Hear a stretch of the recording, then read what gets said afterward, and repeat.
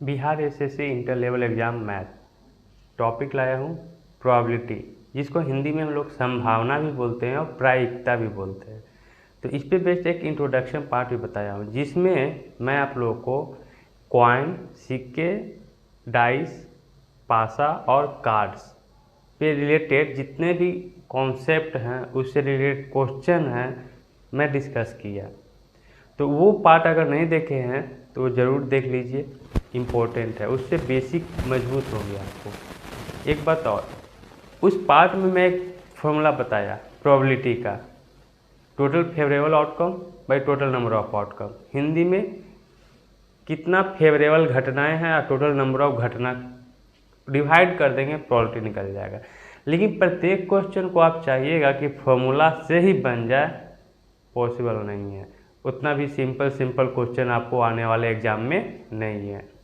तो किस किस टाइप का क्वेश्चन आएगा, तो ये देखिए जो मैं क्वेश्चन लेके आया हूँ, ये जो क्वेश्चन है 2017 में पूछा गया क्वेश्चन।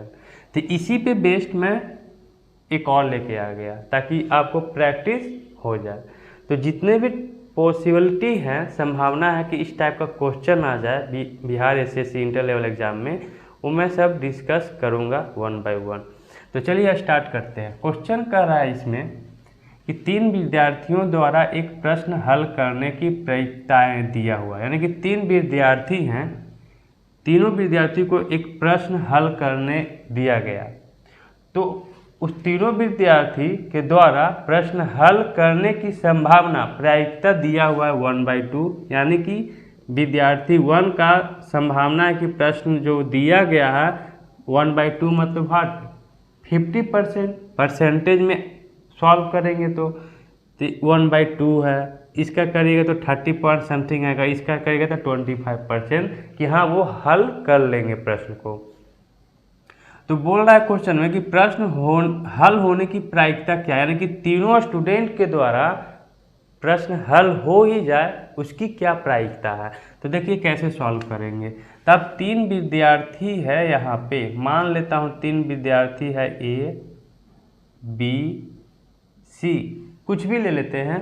तो प्रोबेबिलिटी है ए का कितना दिया हुआ 1/2, प्रोबेबिलिटी है बी का, बी के लिए कि बी हल कर देंगे प्रश्न को 1/3 संभावना।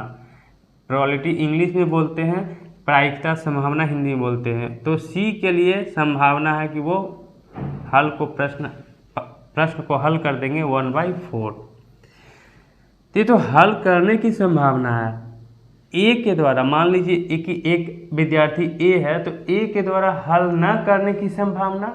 तो इंट्रोडक्शन पार्ट में बताया था क्या कि प्रोबेबिलिटी हमेशा 0 से 1 के बीच में होगा। अब एक बात सोचिए कि 1/2 है प्रोबेबिलिटी किसका, ए का, प्रोबेबिलिटी होगा कितना टोटल 1। तो ए को सॉल्व करने का प्रोबेबिलिटी 1/2 है, तो ए बार मतलब कि ना सॉल्व करने का प्रोबेबिलिटी 1 - 1/2। समझ में आ रही है? किसी भी घटना को होने का पूरा 100% गारंटी है, तो क्या 1 होगा प्रोबेबिलिटी। समझ में आ रही है बात। तो 100% में से 1/2 यानी कि 1 क्या है 100% है, उसमें से 1/2 माइनस कर देंगे तो कितना आ जाएगा 1/2, यानी कि 100% में से अगर 50% सॉल्व करने की संभावना है तो 50% ना सॉल्व करने की भी संभावना होगा।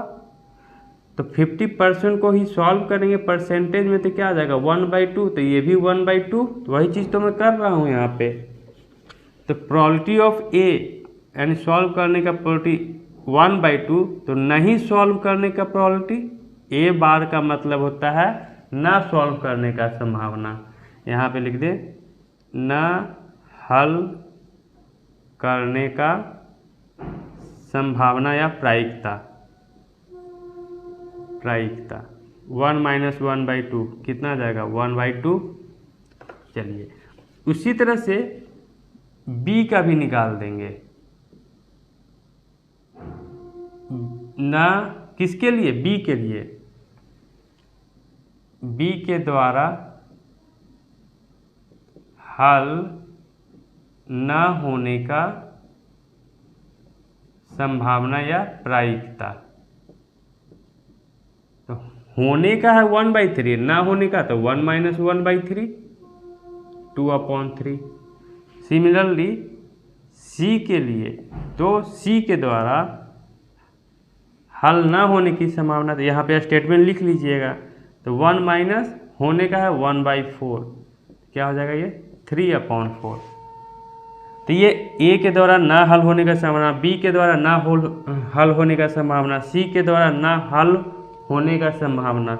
तो तीनों के द्वारा ए, बी और सी के द्वारा प्रश्न, या फिर क्या लिखा है प्रश्न, न हल होने का संभावना, न हल होने की प्रायिकता। ये किसका निकाल रहे हैं हम प्रायिकता? ना तो ए के द्वारा हल हो, ना बी के द्वारा, ना सी के द्वारा, और नहीं ना एंड होगा। हम बताए थे कि एंड में मल्टीप्लाई करेंगे और में ऐड करेंगे। तो इसमें तो बोला कि ए के द्वारा, ना तो ए के द्वारा हल हो और एंड ना तो बी के द्वारा हो, तो सबको एंड में क्या करते हैं मल्टीप्लाई। ये चीज समझना होगा बात को, या और, या रहे तो ऐड करेंगे, और का अगर रहा तो मल्टीप्लाई करेंगे।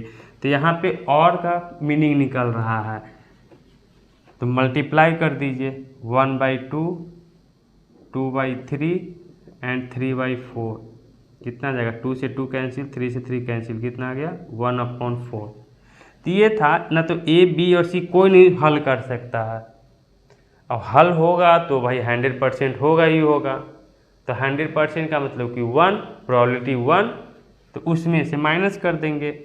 तो प्रोबेबिलिटी ऑफ किसका? प्रश्न हल होने की संभावना, प्रश्न हल होने की प्रायिकता, क्या हो जाएगा 1 - 1/4 यानी 3/4। ये आंसर आ गया आपका। यही प्रोसेस इसमें भी करेंगे। सबका प्रोबेबिलिटी दिया हुआ है, 5 स्टूडेंट है गणित में, एक समस्या 5 छात्रों की दी जाती है। 5 छात्र हैं, एक गणित का समस्याएं यानी कि क्वेश्चन है उसको दिया जा रहा है। तो उनके इसे हल करने की संभावना, यानी कि वो जो प्रश्न दिया गया है प्रत्येक स्टूडेंट का हल करने की संभावना है 1/2, 1/3, 1/4, 2/5 एंड 1/6। तो समस्या हल होने की संभावना क्या है ना सिमिलर क्वेश्चन। तो आप खुद से अटेम्प्ट करिए, नहीं बने तब आके सोल्यूशन देखिएगा। तो अगेन मान लेता हूँ 5 स्टूडेंट हैं, तो ए, बी, सी, डी एंड ई। अब यहाँ पे हिंदी में लिख चुका हूँ, मैं डायरेक्ट इसका सॉल्व करता हूँ। ए यानी कि ए के द्वारा प्रश्न हल होने की संभावना है 1/2, बी के लिए 1/3, सी का 1/4, डी का 2/5 एंड ई के लिए 1/6। बार लगा दे तो ना होने का, तो प्रोबेबिलिटी ऑफ ए बार तो 1 - 1/2, प्रोबेबिलिटी ऑफ बी बार मतलब बी के द्वारा हल ना हो उसका क्या संभावना है, तो 1 - 1/3, सी के द्वारा हल ना होने की संभावना तो 1 - 1/4, डी के द्वारा हल ना होने की संभावना तो 1 - 2/5 एंड लास्ट प्रोबेबिलिटी ऑफ ई बार यानी कि ई के द्वारा प्रश्न हल ना होने की संभावना तो 1 - 1/6। तो इसको नीचे लेके आ जाऊं, प्रोबेबिलिटी ऑफ ई बार तो 1 - 1/6। इसको सॉल्व करेंगे तो कितना आएगा 1/2, 3 में से 1 गया 2/3, 4 में से 1 गया 3/4, 5 में से 2 गया 3/5 एंड इसको सॉल्व करेंगे तो 5/6। तो probability of A bar and B bar and C bar and D bar and E bar. इसका मतलब हुआ कि हम प्रायिकता निकाल रहे हैं जो प्रश्न न तो ए के द्वारा हल हुआ हो और न तो बी के द्वारा और ना ही सी के द्वारा और ना ही डी के द्वारा और ना ही ई के द्वारा हल हुआ हो। तो एंड लगा हुआ है तो एंड में मल्टीप्लाई करेंगे, तो सबको मल्टीप्लाई कर दीजिए। तो 1/2, 2/3, 3/4, 3/5 एंड लास्ट 5/6। जो कैंसिल आउट हो रहा है उसको कैंसिल आउट कर देंगे। 2 से 2 कैंसिल, 3 से 3 कैंसिल एंड 5 से 5, 3 से ये 2, तो आ गया कितना 1/8। तो प्रोबेबिलिटी ऑफ क्या, लास्ट में हिंदी में लिख देंगे क्या यहाँ पे, समस्या हल होने की प्रोबेबिलिटी मतलब संभावना, संभावना किसका, समस्या हल होने की। अगर क्वेश्चन सॉल्व हो जाए तो प्रोबेबिलिटी तो 100% 1, और ना होने का 1/8, होने का टोटल 1। समझ में आ रही बात। अगर मान लीजिए कि 1 है, इसमें से बोल रहा है कि कुछ पार्ट ना होने की संभावना है, कुछ होने की संभावना है। इस 1 में से 1 क्या है प्रोबेबिलिटी का 100%, तो ना होने का 1/8, टोटल 1, तो 1 में से 1/8 कर देंगे तो क्या हो जाएगा, होने की संभावना। तो 1 - 1/8 यानी कि आंसर आ गया 7/8। सिमिलर था नहीं। तो इस टाइप का क्वेश्चन जब भी अब आएगा तो आपसे ज़रूर सॉल्व हो जाएगा। ठीक है, तो मिलेंगे नेक्स्ट वीडियो में। एंजॉय करिए। और आप एक लास्ट इम्पोर्टेंट बात, अगर आप मेरे चैनल को सब्सक्राइब नहीं किए तो प्लीज़ सब्सक्राइब माई चैनल और लाइक बटन को ज़रूर प्रेस करिए ताकि जब भी मैं इस टाइप का वीडियो डालूँ आपके पास नोटिफिकेशन पहले पहुँचे। Thank you.